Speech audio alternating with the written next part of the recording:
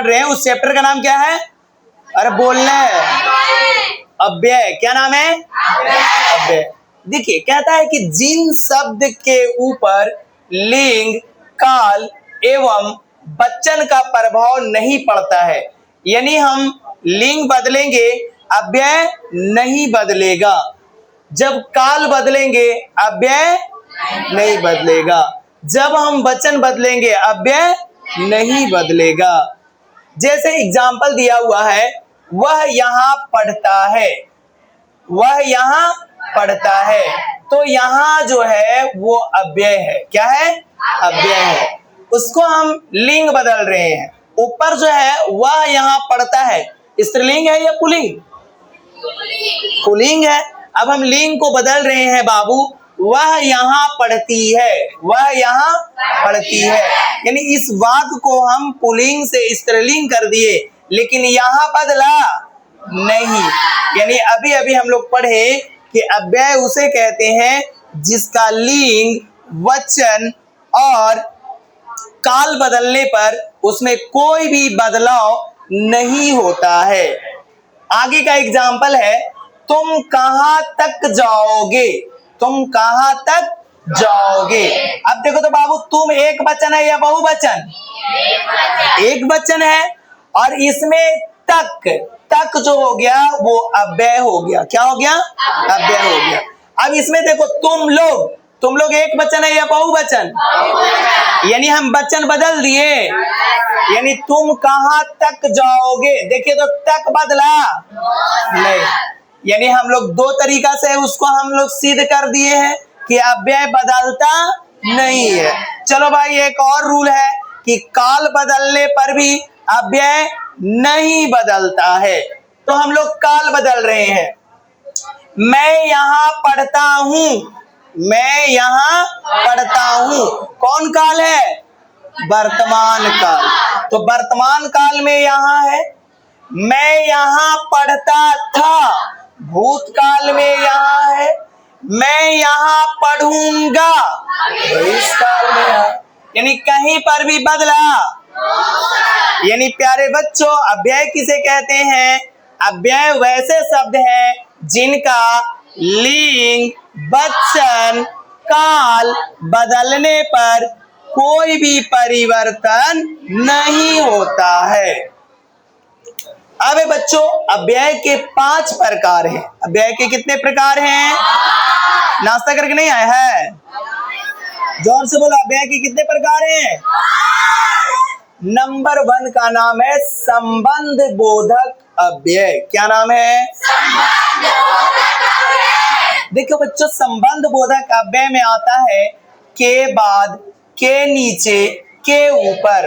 Example दिए, सेना युद्ध क्षेत्र से आगे बढ़ी। सेना जो है जहां पर लड़ाई हो रहा था उस जगह से आगे बढ़ गई, यानी यहाँ पर अव्यय क्या हुआ? से आगे। दूसरा एग्जाम्पल, सिरघाटी के पीछे मोरहर नदी है। हम लोग सिरघाटी शहर के पीछे कौन नदी है? मोरहर नदी है। यानी के पीछे क्या हुआ बाबू?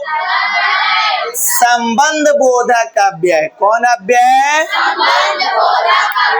यानी दो वस्तुओं के बीच में संबंध स्थापित कर रहा है। जैसे सिरघाटी और नदी को बता रहा है कि सिरघाटी के जस्ट पीछे, यानी एकदम निकट में कौन नदी है? मोरहर नदी है। लेकिन अगर कहें कि उसके आगे, सिरघाटी के आगे जस्ट कौन नदी है? बूढ़िया नदी है। यानी हम लोग कितने भाग्यशाली हैं सिरघाटी वाले कि दोनों तरफ नदी है या नहीं है? है ना? गंगा नहाने जाने की जरूरत नहीं है। जब मूड करेगा तो पीछे भी जाएंगे तो स्नान हो जाएगा, और आगे भी जाएंगे तो स्नान हो जाएगा। चलिए अब आगे आते हैं बच्चे लोग। दूसरा अव्यय का नाम है समुच्च बोधक। क्या नाम है बाबू? समुच्च बोधक अव्यय में क्या क्या आएगा बच्चों? देखना, और, तथा, क्योंकि, एवं, ताकि, यद्यपि, कि। अब देखो बाबू, इसका एग्जाम्पल से अच्छे से समझ में आएगा ना। हाँ देखो, मधु ने बताया, मधु नाम की एगो लड़की है, वो खाए वाला मधु नहीं समझ जाइएगा, ठीक ना।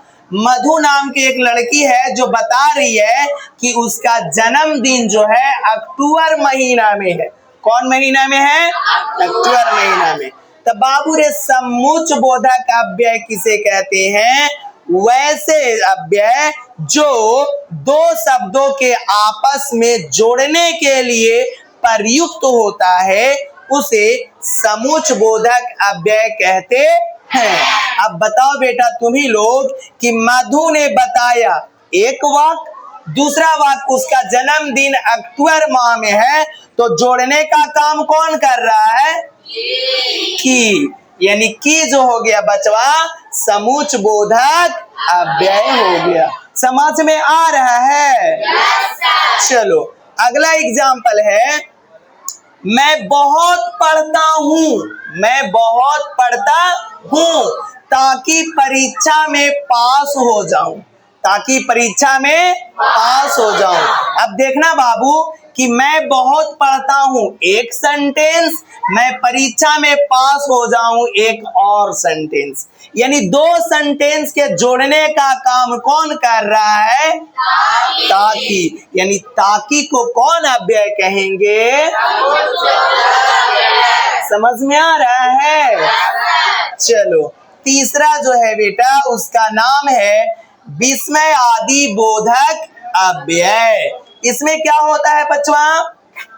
खुशी, हैरानी, घृणा, डर, दुख व्यक्त होता है। जैसे वाह कितना सुंदर फूल है, वाह कितना सुंदर फूल है, यानी इसमें क्या व्यक्त हो रहा है? खुशी व्यक्त हो रहा है। क्या व्यक्त हो रहा है? खुशी व्यक्त हो रहा है, आश्चर्य हो रहा है, वाह कितना सुंदर फूल है, यानी इसमें वाह जो हो गया बचवा वो विस्मय आदि बोधक अव्यय हो गया। अब अगला है बाबू, छी कितना गंदगी है, छी कितना गंदगी है, यानी हम लोग घृणा कर रहे हैं। क्या कर रहे हैं? घृणा कर रहे हैं, यानी इसमें छी जो हो गया बच्चा वो विस्मय आदि बोधक अव्यय हो गया। समझ में आ रहा है? चलिए अब चौथा है निपात। चौथा क्या है? निपात वैसे अव्यय को कहते हैं जो किसी शब्द के ऊपर बल देता है। क्या देता है? बल देता है।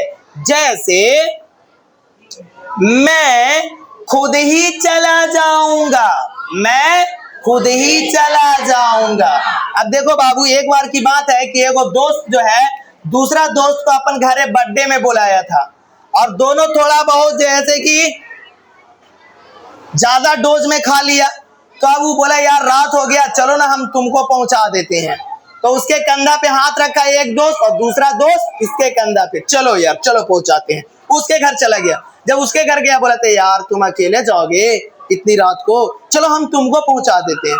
वो उसको पहुंचाने उसके घर चला गया।